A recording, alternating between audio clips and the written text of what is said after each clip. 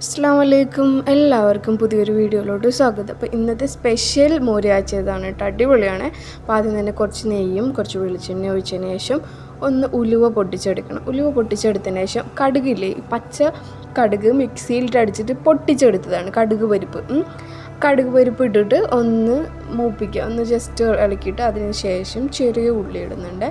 ചെറിയ ഉള്ളിയും പച്ചമുളകും കറിവേപ്പിലയും കൂടി ഇട്ടിട്ട് ഒന്ന് മിക്സ് ചെയ്ത് ഒന്ന് എന്താ പറയുക, ഒരു ലൈറ്റ് ബ്രൗൺ ആയിക്കഴിഞ്ഞാൽ പിന്നെ നമുക്കിതിൽ ആവശ്യമായ പൊടികൾ ചേർത്ത് കൊടുക്കാം. അപ്പോൾ മഞ്ഞൾപ്പൊടിയും അതേപോലെ തന്നെ ഞാനിവിടെ ചേർക്കുന്നത് ഇഞ്ചിയുടെ പൊടിയും, ഇഞ്ചി പൊടി ഇല്ലെങ്കിൽ റോ ആയിട്ടും ചേർക്കാം. പിന്നെ ചേർക്കുന്നത് കായത്തിൻ്റെ പൊടിയാണ് കേട്ടോ. ഇത് ചേർത്തിട്ട് ജസ്റ്റ് ഒന്ന് മിക്സ് ചെയ്ത് കൊടുത്തു കഴിഞ്ഞാൽ അപ്പം തന്നെ ഗ്യാസ് ഓഫ് ചെയ്തിട്ട് എന്ത് ചെയ്യുക, തൈര് മിക്സിയിലിട്ട് അടിച്ചത് ചേർത്ത് കൊടുക്കുക. പിന്നെ ആവശ്യത്തിന് ഉപ്പും കൂടി ചേർക്കുക.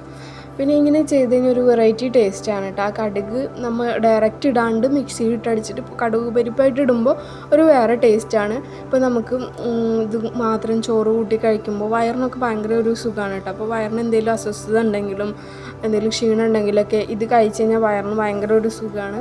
നമുക്ക് നല്ല രസമാണ് ഇത് കഴിക്കാൻ. അപ്പോൾ എന്തായാലും മോര് കാച്ചിയത് ഇതുപോലെ ചെയ്യാത്തവരുണ്ടെങ്കിൽ ഒന്ന് ചെയ്ത് നോക്കാം കേട്ടോ. അപ്പോൾ ഇന്ന് ലഞ്ചിന് ഇതൊക്കെയായിരുന്നു സ്പെഷ്യൽ.